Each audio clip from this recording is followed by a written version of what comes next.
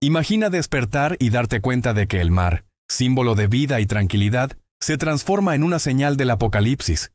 No una ola común, no una tormenta, sino un muro vivo de agua, como si la propia naturaleza hubiera decidido anunciar el fin de los tiempos. Y si te digo que esto sucedió de verdad, en 1941, en la costa de Michoacán, y que lo que provocó esa ola sigue siendo uno de los mayores misterios silenciados de la historia mexicana. Pero para entender por qué el mar avanzó, necesitamos regresar al momento en que la tierra gritó. El 15 de abril de 1941, el suelo vibraba como si estuviera latiendo. Casas se caían, iglesias se rajaban, personas corrían sin saber a dónde. Pero la amenaza real estaba en el horizonte. Muchos huían hacia la costa, creyendo que estarían más seguros lejos de las construcciones. Pero nadie sabía que el océano se estaba preparando para devolver el impacto con fuerza multiplicada. Y aquí está la pregunta que resuena hasta hoy. ¿Por qué los habitantes aseguran haber escuchado un sonido profundo, como una trompeta lejana, proveniente del mar antes de que la ola apareciera? ¿Y por qué este detalle fue prácticamente borrado de los registros oficiales? Sigue leyendo, porque la respuesta cambia todo y apunta hacia el futuro. Para entender lo que ocurrió en Michoacán en 1941, primero debemos mirar el mapa, pero no como algo estático y aburrido, no. Debemos mirarlo como un organismo vivo, inquieto, respirando, moviéndose, esperando el momento perfecto para desatar su fuerza. Porque el suelo mexicano no es suelo, es una bestia dormida. La costa de Michoacán y Colima se encuentra sobre una de las zonas más peligrosas del planeta. La zona de subducción de la placa de Cocos. Puede sonar técnico, pero quédate conmigo, porque aquí está la clave de todo. Imagina dos placas gigantescas de roca bajo tus pies, cada una tan grande que no puedes comprender su tamaño real. Una de ellas, la placa de Cocos, empuja sin descanso hacia abajo, intentando meterse debajo de la placa de Norteamérica. Empuja, cruje, se resiste, se acumula tensión, años, décadas, silencio. Hasta que un día la tensión se libera de golpe, y cuando eso pasa, la tierra no tiembla, ruge. Esta zona es conocida como el Cinturón de Fuego del Pacífico, la región con más volcanes y terremotos activos en el mundo.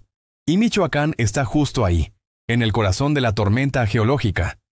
No es casualidad que cerca de esta misma costa se elevan volcanes como el volcán de Colima, uno de los más activos del continente, y que en 1943, apenas 2 años después del terremoto, apareció un volcán nuevo desde el suelo, Paricutín. Sí. Literalmente, la tierra abrió un agujero y dio nacimiento a una montaña en medio de un campo de maíz. Eso no es normal. Eso es la tierra tratando de decir algo. Ahora imagina lo que significa vivir en una región así. La gente construye casas, iglesias, escuelas, pensando que la tierra es estable, sólida. Pero bajo sus pies, las placas se están enfrentando en un combate lento y silencioso.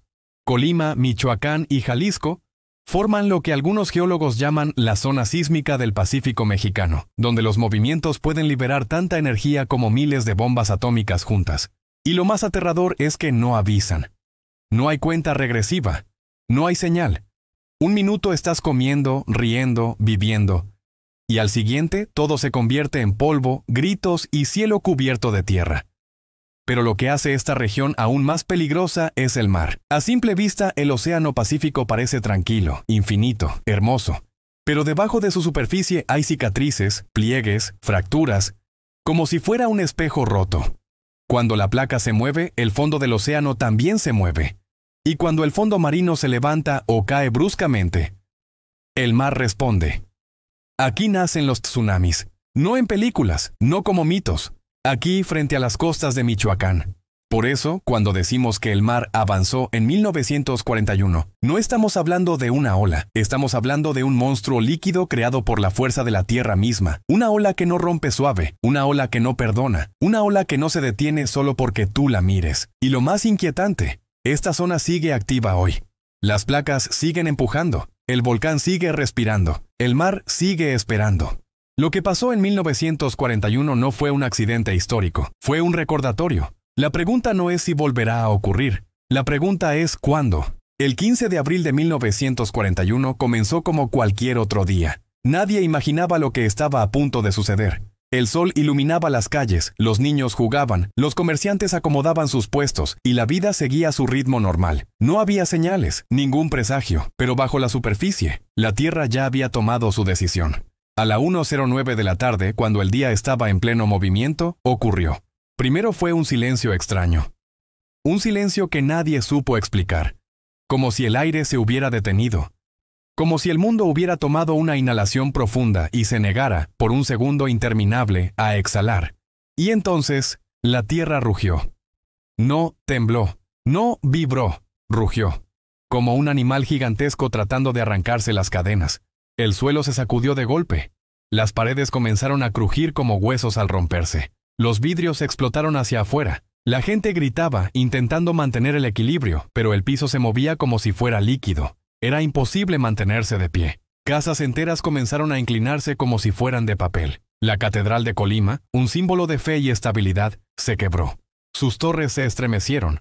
Fragmentos de piedra cayeron como lluvia pesada, y su campanario se desplomó. El sonido no era solo destrucción, era el estruendo de un mundo deshaciéndose. Algunos dicen que sintieron el suelo respirar, subir y bajar bajo sus pies, como si algo gigante estuviera tratando de salir desde las profundidades. La gente salió corriendo a las calles, llorando, rezando, gritando nombres, buscando a sus hijos, a sus padres, a cualquiera, pero el terremoto no terminó rápido, duró. Duró lo suficiente para que el miedo se convirtiera en desesperación. Las escenas parecían sacadas de un juicio divino. Edificios colapsando, polvo cubriendo el cielo. Campanas tocando solas, gritos mezclados con el retumbar de la tierra. Y entonces algo aún más inquietante comenzó a ocurrir. Mientras en la ciudad el caos reinaba, en la costa, la gente empezó a notar que el mar se estaba retirando. No de manera suave, no como una marea normal, sino rápido, demasiado rápido.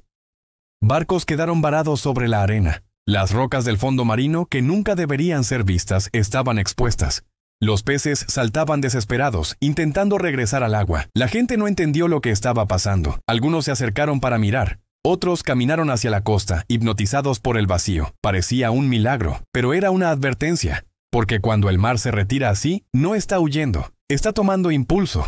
Lo que nadie sabía en ese momento es que las placas bajo el océano habían cambiado súbitamente de posición, levantando y desplazando masas enormes de agua. La ola ya venía, mientras los sobrevivientes en la ciudad aún trataban de recuperarse. Mientras el polvo todavía flotaba en el aire y los rezos llenaban las calles, el océano estaba preparando el segundo golpe.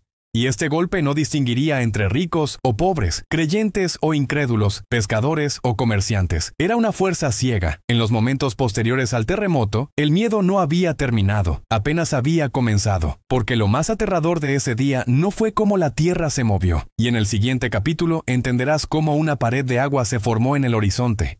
Para entender la dimensión del desastre, debes visualizar el punto exacto donde todo comenzó. El epicentro. No era una montaña, no era una falla visible, no era un lugar que la gente pudiera señalar con el dedo. Se encontraba en el océano, frente a las costas de Colima y Michoacán, en el límite invisible donde la tierra firme y el mar profundo se encuentran en una tensión eterna. Ese punto es uno de los lugares más peligrosos del planeta. Allí, la placa de Cocos se hunde lentamente bajo la placa de Norteamérica. Un movimiento imperceptible día a día, hasta que la fuerza acumulada supera el límite. Y cuando eso sucede, no solo tiembla una ciudad, tiembla un país. El epicentro fue identificado cerca de la costa, pero su energía viajó decenas y decenas de kilómetros hacia el interior. Lo que comenzó en el fondo del mar se sintió en calles, plazas, iglesias y hogares. La vibración cruzó Colima, estremeció Michoacán y llegó a Jalisco y otras regiones del occidente mexicano. Ciudades que nunca imaginaron estar en riesgo sintieron cómo el suelo bajo sus pies se movía como si fuera agua. Imagina esto, un punto en el océano libera energía, pero no energía común, energía equivalente a cientos de bombas, y esa energía viaja como ondas, no como sonido, sino como destrucción. Es por eso que el terremoto no fue un evento local, fue regional. Golpeó a comunidades enteras al mismo tiempo. Pero aquí está lo inquietante. La fuerza no se distribuyó de manera uniforme. Algunas zonas apenas sintieron sacudidas, Otras fueron destruidas por completo, como si un martillo gigante cayera solo sobre determinados lugares. Los pobladores de Colima describieron la sensación como si la ciudad hubiera sido tomada en las manos de algo colosal y sacudida. Mientras que en Michoacán, especialmente en los pueblos costeros, la gente no solo sintió la tierra moverse, escuchó el movimiento. Sí, escuchó el sonido de la tierra rompiéndose bajo ellos. Era un sonido grave, profundo, metálico, como el retumbar de un tambor gigantesco golpeado desde el centro del planeta. Pero el alcance del evento no terminó allí, porque cuando un terremoto sucede en una zona costera de subducción, sus efectos no se quedan en la tierra. El movimiento del fondo marino desplazó enormes masas de agua, y esa agua comenzó a moverse con dirección a la costa. No como una ola normal, sino como una pared, como una estructura viva moldeada por la fuerza más primitiva de la naturaleza. Por eso, mientras el epicentro estuvo en el océano, el impacto más devastador fue humano. Y lo peor, el terremoto fue solo la primera etapa. Los sobrevivientes, aturdidos, cubiertos de polvo, sangrando, intentando entender lo ocurrido, creyeron que lo peor había pasado. Pero no sabían que el mar, el mismo mar que formaba parte de su vida diaria, donde pescaban, trabajaban y jugaban, se había convertido en un enemigo silencioso. Y el alcance del evento se volvió más grande que cualquier ciudad. Porque un terremoto puede destruir edificios, pero un tsunami puede borrar nombres del mapa. Lo que comenzó en un punto invisible bajo el océano se extendió como un eco mortal por la costa. Los pueblos cercanos al mar fueron los primeros en notar el cambio. El agua se retiró, como si algo gigantesco hubiera inhalado el océano entero. Un signo que pocos supieron interpretar. Y cuando el agua regresó para reclamar lo que la Tierra no había terminado de destruir. Lo que ocurrió en 1941 no fue un evento aislado, fue una cadena. Cuando la Tierra dejó de rugir, muchos pensaron que lo peor había pasado. Pero estaban equivocados. Lo que vino después fue un espectáculo de destrucción que nadie podía comprender. Cada edificio, cada calle, cada estructura parecía haber sido marcada con un sello de condena. No era solo un terremoto, era la tierra cobrando venganza. En Colima, la devastación fue inmediata y total. Las casas, muchas construidas con adobe y madera, se desmoronaron como castillos de arena. Techos se hundieron, paredes se agrietaron y los escombros cubrieron las calles. Lo que antes era hogar se convirtió en trampa mortal. Quienes intentaban salir quedaron atrapados bajo vigas y ladrillos. Los gritos se mezclaban con el sonido de la piedra rompiéndose, creando un caos irreconocible y aterrador. La Catedral de Colima, orgullo histórico y espiritual, sufrió daños devastadores. Sus torres se inclinaron peligrosamente. Fragmentos de piedra caían sin piedad sobre el suelo. Las campanas, símbolo de comunidad y fe, se desplomaron, enterradas bajo los escombros, mientras los feligreses miraban impotentes. Era un golpe simbólico y físico. La tierra se había cobrado un precio con violencia. No solo Colima sufrió. En Michoacán, los pueblos costeros y cercanos al epicentro fueron arrasados parcial o totalmente. Las viviendas de adobe, madera y ladrillo no tenían defensa. Las calles estaban cubiertas de polvo, piedras y objetos arrojados por el temblor. Los mercados quedaron destruidos, los puestos de venta apilados en pilas de escombros y los talleres completamente arruinados. Nada parecía resistir la fuerza liberada bajo el suelo. Infraestructuras esenciales quedaron inutilizadas, puentes colapsaron, carreteras se rajaron y el acceso a ayuda se volvió casi imposible. Las líneas de comunicación se interrumpieron. La ciudad quedó aislada en medio del caos. La fuerza de la naturaleza no solo destruyó edificios, paralizó la vida. Pero lo más inquietante era la sensación de que la destrucción era selectiva. Algunas casas quedaron intactas, como si la tierra hubiera decidido perdonarlas. Otras, vecinas, fueron completamente arrasadas. Era imposible predecir dónde la naturaleza liberaría su furia. Esa imprevisibilidad creó un terror psicológico profundo. Nadie estaba seguro. Nadie podía confiar en que su hogar resistiría. Las escenas eran dantescas. Personas cubiertas de polvo, buscando entre los escombros a familiares, mientras otros ayudaban a los heridos. Objetos cotidianos, fotos, muebles, recuerdos de toda una vida, desaparecieron en segundos. Cada esquina, cada calle, contaba la historia de un momento en que la tierra decidió recordarles a los humanos quién manda. Los daños no solo eran físicos, eran emocionales y sociales. La comunidad estaba rota. Las iglesias, centros de reunión y escuelas, dañadas o destruidas, dejaban a la población sin refugio ni guía. La normalidad, que parecía un derecho adquirido, se convirtió en un lujo imposible. Lo que ocurrió ese día no fue solo un terremoto, fue una prueba de supervivencia. Cada estructura caída contaba una historia de quienes habían vivido allí. Cada edificio en ruinas era un recordatorio de la vulnerabilidad humana frente a fuerzas que no entienden ni respetan la vida. Y mientras la gente intentaba adaptarse a la catástrofe, el mar comenzaba a moverse, preparándose para el siguiente golpe.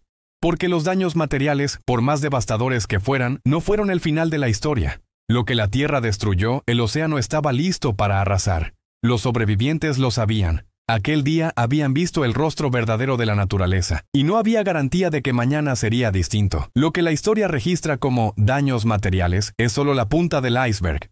Debajo, en cada grieta y cada escombro, estaba la sensación de que la tierra y el mar habían decidido cobrar su precio completo. Cuando la tierra rugió y los edificios se desplomaron, nadie estaba preparado para lo que vendría. La cifra oficial habla de alrededor de 90 muertos, pero cada número es solo una sombra frente a lo que realmente ocurrió. Cada cifra representa un nombre, un rostro, una historia truncada en segundos. Imagínalo, un niño jugando en la calle, corriendo detrás de una pelota, una madre colgando ropa en el patio, un hombre preparando el almuerzo. Todo en un instante se volvió irreconocible. El suelo temblaba como un gigante furioso, y de la nada, los muros se cayeron sobre ellos, aplastando vidas, sueños y futuros. No todos murieron de manera inmediata. Muchos quedaron atrapados entre escombros, respirando polvo, sangre y miedo. Sus gritos se mezclaban con el retumbar del terremoto, creando un coro aterrador que nadie podía ignorar. Intentaban moverse, pero cada instante era un recordatorio brutal de que la naturaleza no perdona. Los sobrevivientes hablaban de escenas dantescas. Cuerpos atrapados en estructuras derrumbadas, manos estiradas en busca de ayuda, ojos llenos de terror. Vecinos y familiares se apresuraban a remover piedras y vigas, a veces logrando salvar a alguien, otras veces encontrando que ya era demasiado tarde. Cada rescate era una carrera contra el tiempo, una lucha desesperada por la vida en medio de la destrucción total. Los heridos eran innumerables. Cortes, fracturas, hematomas y contusiones cubrían a hombres, mujeres y niños. Muchos fueron trasladados a hospitales improvisados, escuelas y plazas abiertas, porque los centros médicos estaban colapsados o destruidos. La atención médica era insuficiente, y el dolor se extendía como una segunda catástrofe. Pero no solo hubo muertos físicos. El terremoto desgarró familias completas. Padres que perdieron a hijos, hermanos que no encontraron a sus hermanos, comunidades enteras destrozadas. Cada calle era un recordatorio de la fragilidad humana frente a la fuerza implacable de la tierra. Los testimonios describen escenas que parecen sacadas de pesadillas. Personas cubiertas de polvo y sangre buscando a seres queridos, llorando entre los escombros, abrazando cuerpos que ya no respiraban. Los gritos se mezclaban con el sonido de la destrucción, creando un ambiente apocalíptico que quedaría grabado en la memoria de quienes sobrevivieron para contarlo. Además, las víctimas no se limitaron a los que estaban en la ciudad. En las zonas rurales, aldeas cercanas al epicentro, muchas personas desaparecieron bajo los escombros o fueron arrastradas por el pánico colectivo. Los registros eran escasos, y es probable que el número de fallecidos fuera mucho mayor de lo que las cifras oficiales muestran. El miedo no terminó con el sismo. La población estaba traumatizada. Cada sonido, cada vibración menor, recordaba lo que habían perdido. Muchos quedaron con secuelas físicas y psicológicas, incapaces de reconstruir sus vidas tal como eran. El terror se convirtió en herencia, un legado que pasó de generación en generación. Pero incluso en medio de esta tragedia, surgieron historias de heroísmo. Vecinos que arriesgaron sus vidas para sacar a otros de los escombros, personas que ignoraron el peligro para rescatar a un desconocido. En medio del caos, la humanidad brillaba con actos de valentía, aunque los recuerdos estuvieran teñidos de dolor. Y lo más aterrador, mientras la población lidiaba con estas pérdidas, el mar comenzaba a moverse. Para muchos, el verdadero peligro aún no había terminado. Los muertos eran solo el primer golpe de un desastre que continuaría reclamando vidas si no se tomaban precauciones. Cada víctima, cada herido, cada historia truncada de aquel día de 1941 nos recuerda que la naturaleza no distingue entre inocentes y culpables.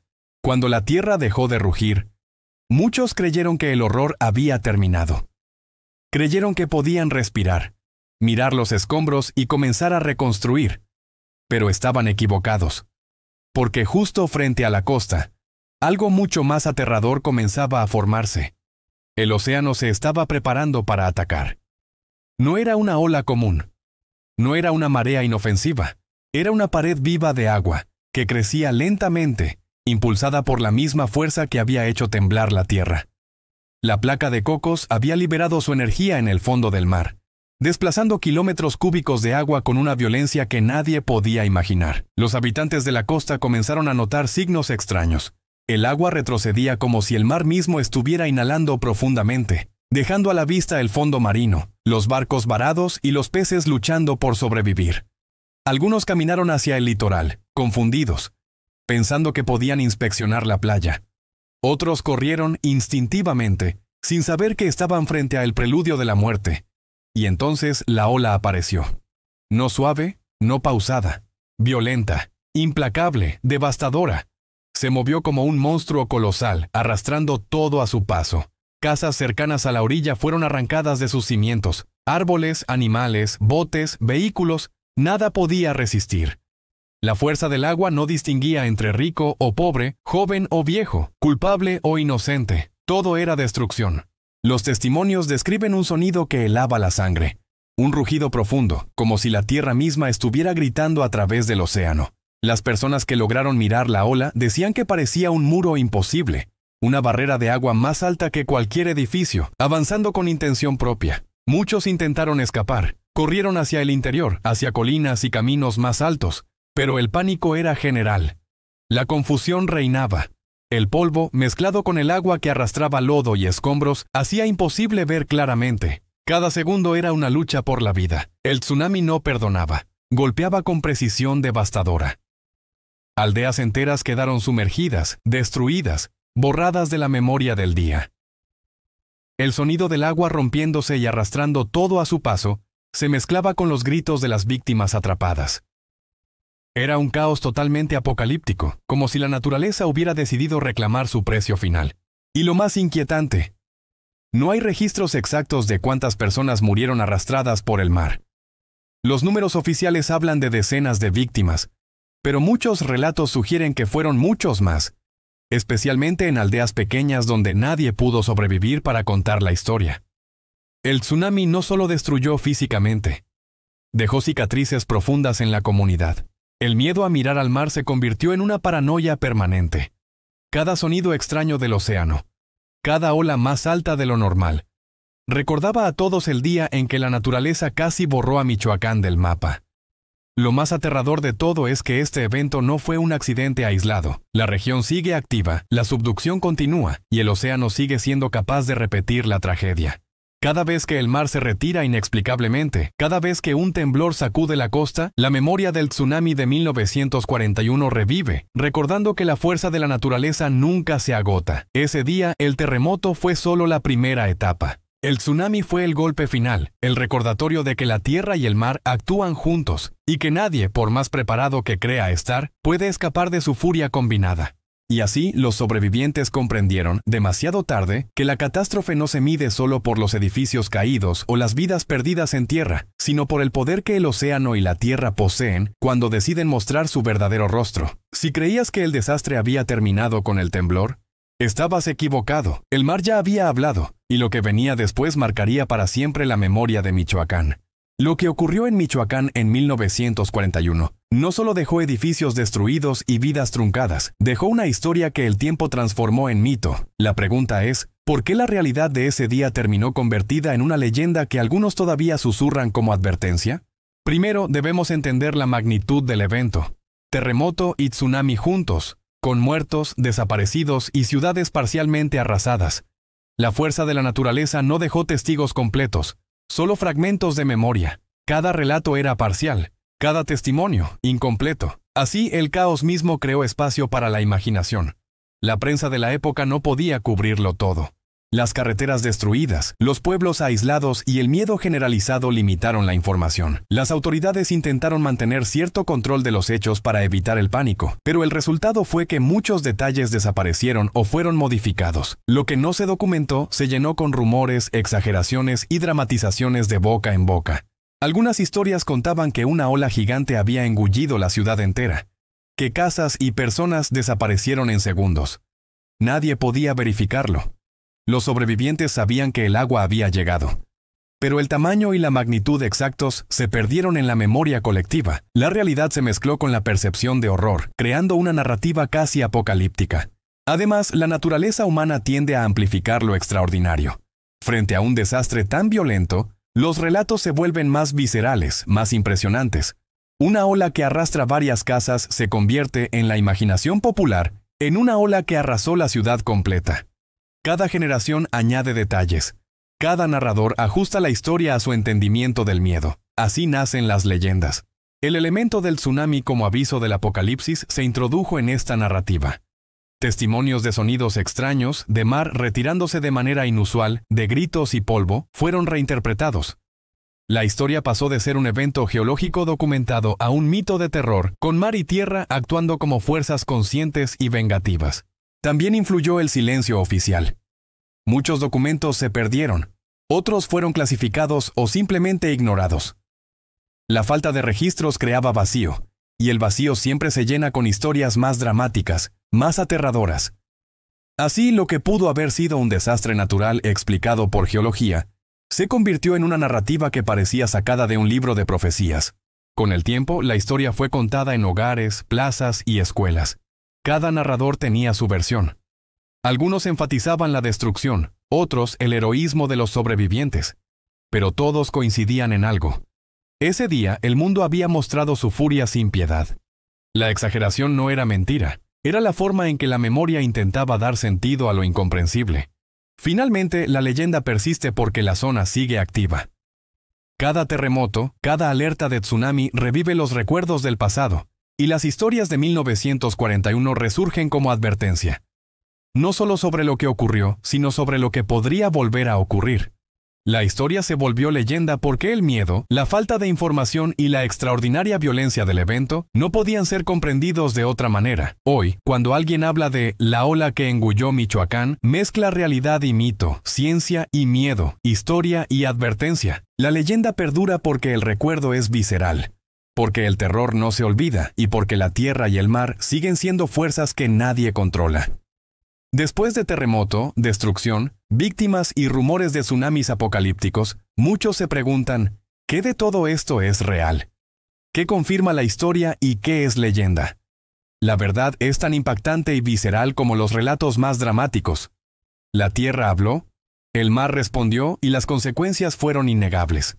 Primero, la evidencia más sólida. El terremoto de 15 de abril de 1941 ocurrió con una magnitud estimada de 7,6 a 7,7. Los registros sismológicos lo confirman. No hay debate científico. La Tierra se movió con una fuerza capaz de derribar edificios, quebrar iglesias y abrir grietas en calles y carreteras. Eso es un hecho, nada de mitos. La fuerza de la naturaleza no necesita exageración. Los daños materiales son igualmente irrefutables. Fotos, archivos y testimonios muestran estructuras colapsadas, techos hundidos, escombros por doquier. La Catedral de Colima, símbolo histórico y cultural, sufrió daños severos. Edificios públicos y residenciales quedaron destruidos.